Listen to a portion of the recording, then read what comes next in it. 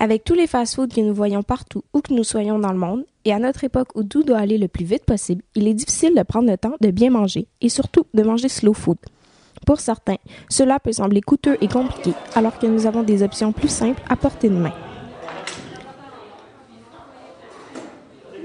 Alors, en fait, ce que Slow Food fait, c'est de combattre l'industrialisation de l'agroalimentaire et de la transformation et de l'industrialisation de l'alimentation.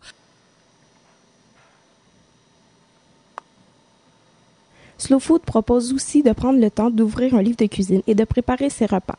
Pas besoin d'être compliqué. Une simple salade ne prend que quelques minutes à faire et respecte les exigences Slow Food. En fait, depuis les dernières années, de plus en plus de livres de cuisine ont été publiés.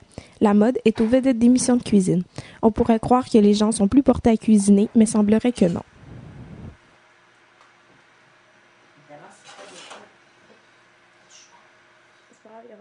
Peut-être que ça les incite à cuisiner quand ils reçoivent ou le dimanche, mais au jour le jour, là, manger 3 fois par jour, là, ils vont pas faire ces recettes-là.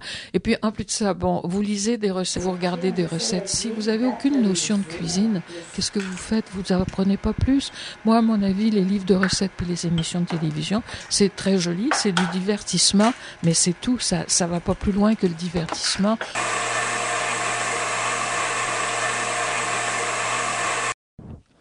Nous nous tournons donc souvent vers le fast-food. Mais pour quelle raison? Le goût?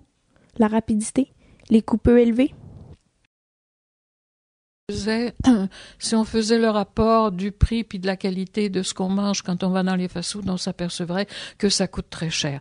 En plus de ça, ça coûte très cher. C'est tous ces aliments-là, ils viennent d'ailleurs, la plupart où ils ont été faits industriellement.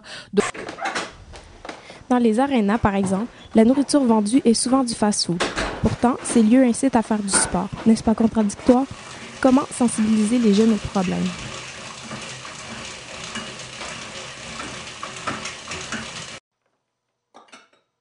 Les jeunes, il y a quelques petites initiatives qui sont en train de se prendre pour que on fasse de la promotion auprès des jeunes. Parce qu'en fait, si Slow Food veut continuer, il va falloir qu'on aille dans les écoles et qu'on aille voir les jeunes. Autrement, on va mourir avec nous. Les plus vieux, on va s'éteindre et puis il n'y aura pas de relève.